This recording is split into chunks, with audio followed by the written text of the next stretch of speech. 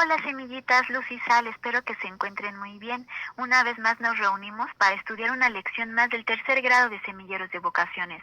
Recordemos que durante todo este año vamos a estudiar la Historia Sagrada 2. En esta ocasión nos toca revisar la lección número 9, que lleva por título El profeta Baruch, y tiene como subtítulo lo siguiente que dice: hombre que no han de anunciar su palabra, sino la de Dios por medio del Espíritu. Semillitas, vamos a continuar estudiando a los profetas, así que comencemos.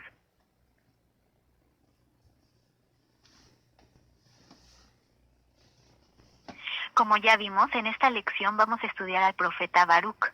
Baruch significa bendito, era discípulo y secretario de Jeremías, compartió con él la vida de profeta, la pasión y el destierro en Egipto, escribió su libro en Babilonia entre los hermanos exiliados. Es un elogio a la sabiduría como luz de Dios.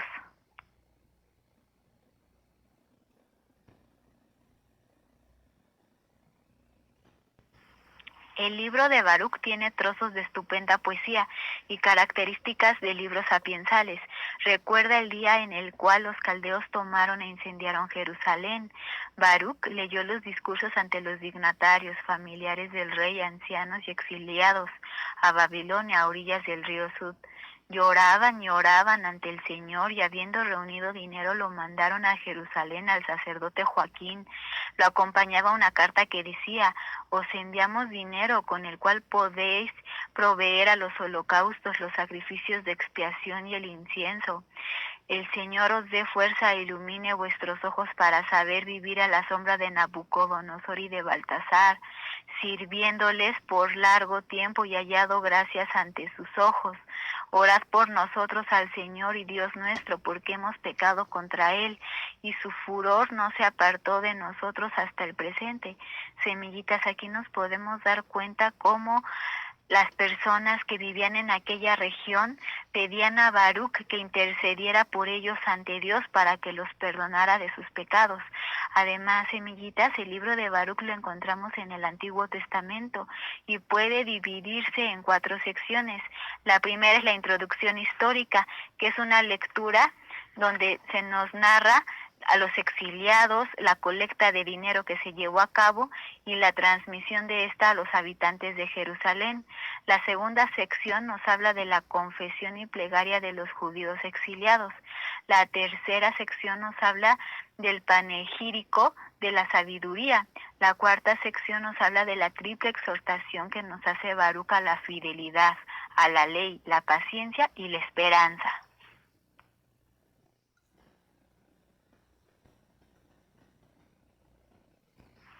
En Baruch capítulo 3 del versículo 9 al 23 encontramos lo siguiente que dice: escucha, oh Israel, los preceptos de vida, presta atención para que aprendas la sabiduría. ¿Por qué motivo, oh Israel, estás en la tierra enemiga? ¿Envejeces en país extranjero? ¿Eres condenado entre los muertos? Si tú hubieses caminado por la senda de Dios, hubieses vivido siempre en paz en tu casa. ¿Quién ha penetrado en sus tesoros? ¿Dónde están los príncipes de las naciones y los dominadores de los animales de la tierra?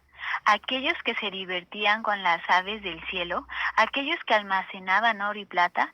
¿Dónde están aquellos que trabajaban la plata con afán de tal manera que no tenían rivales en sus negocios? Dispersos, otros más jóvenes han visto la luz, han habitado la tierra, pero no han conocido el camino a la sabiduría ni sus senderos.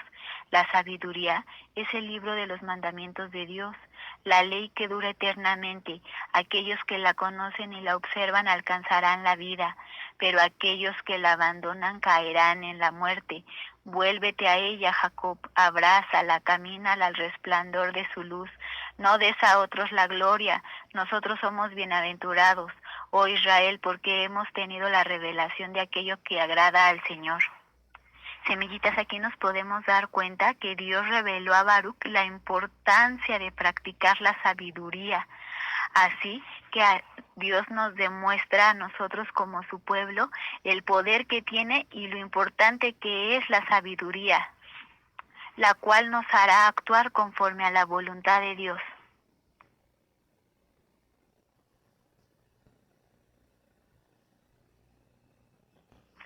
En el Catecismo de la Iglesia Católica, en el número 782, encontramos que el pueblo de Dios tiene características que le distinguen claramente de todos los grupos religiosos, étnicos, políticos o culturales de la historia. Es el pueblo de Dios. Dios no pertenece en propiedad a ningún pueblo, pero Dios ha adquirido para sí un pueblo de aquellos que antes no eran un pueblo, es decir, son una raza elegida, un sacerdocio real, una nación santa. Semillita, se llega a ser miembros de este cuerpo que es la Iglesia, no por el nacimiento físico, sino por el nacimiento de arriba, el del agua y del Espíritu, es decir, por la fe en Cristo y el bautismo. Este pueblo que es la Iglesia tiene por jefe, que es la cabeza, a Jesús Cristo, que es el ungido, el Mesías, porque la misma unción, el Espíritu Santo fluye desde la cabeza al cuerpo. Es el pueblo mesiánico. La identidad de este pueblo es la dignidad y la libertad de los hijos de Dios, en cuyos corazones habita el Espíritu Santo como en un templo. Y su ley es el mandamiento nuevo que Jesús nos dejó, que es amar al prójimo como el mismo Cristo nos amó. Esta es la ley nueva del Espíritu Santo.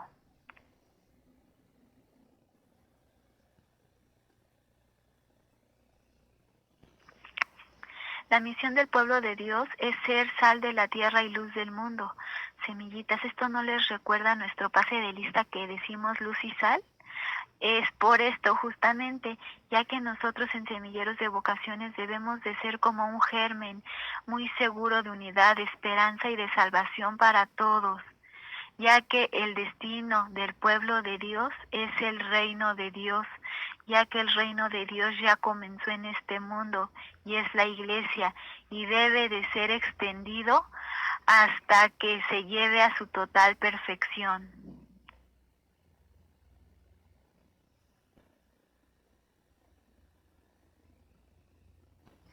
Ahora, semillitas, vamos a comenzar a estudiar al profeta Ezequiel.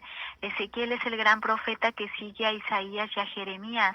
Su vocación profética se desarrolló en el periodo representado por la tristeza de la deportación y del exilio. Ezequiel fue hijo de Buzi y habitaba con un grupo de desterrados en la región de Tel Aviv.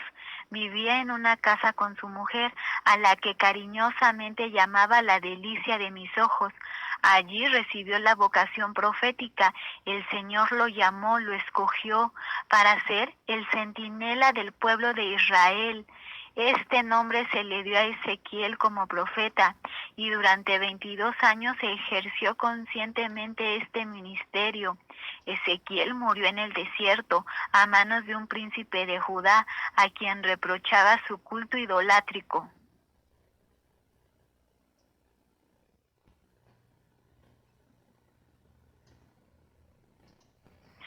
La visión sublime de Ezequiel dice así: vi venir del septentrión una nube densa que resplandecía un remolino de fuego que brillaba como un metal en ignición. De pronto observé en ella delinearse la figura de 4 seres vivientes. Cada uno poseía 4 rostros y 4 alas. Tenían el mismo semblante y sus alas idénticas dimensiones, y aparecían así, con cara de hombre por delante, de león a la derecha, de toro a la izquierda y de águila por detrás. Sus alas se desplegaban hacia lo alto y cada uno tenía 2 alas cuyos extremos se tocaban y otras 2 que cubrían su cuerpo. Cuando se movían se escuchaba el rumor de sus alas, era como la voz del Omnipotente cuando habla, y todo el trono estaba rodeado por una luminosidad.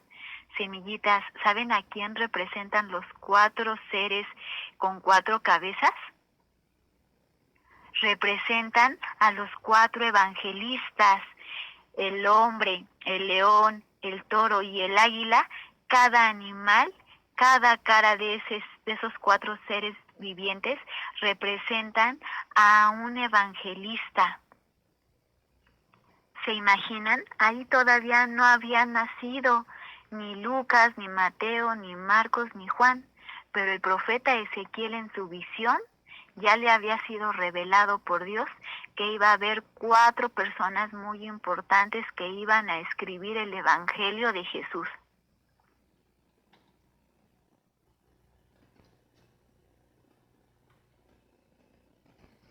En Ezequiel capítulo 2 del versículo 1 al 6 encontramos lo siguiente que dice: escuché una voz que me dijo, hijo de hombre, yo te envío a los hijos de Israel, pueblo infiel que se ha rebelado contra mí. Ellos y sus padres pecaron contra mí hasta el día de hoy. Te envío a gente de rostro endurecido y corazón empedernido. Les dirás, así habla al Señor, te escuchen o no, porque es una raza rebelde, al menos conocerán que entre ellos hay un profeta. No te dejes intimidar por ellos, aunque te parezca estar entre cardos y espinas o habitar en medio de escorpiones. No te aterren sus expresiones ni la dureza de sus rostros, porque no son más que una raza de rebeldes. Semillitas, nos damos cuenta en este mensaje cómo Dios le hablaba directamente a Ezequiel para que fuera a dar a testimonio al pueblo de Israel, que era un pueblo rebelde e infiel, y que se dieran cuenta que en medio de ellos había un gran profeta que les quería dar un mensaje de Dios y que era Ezequiel.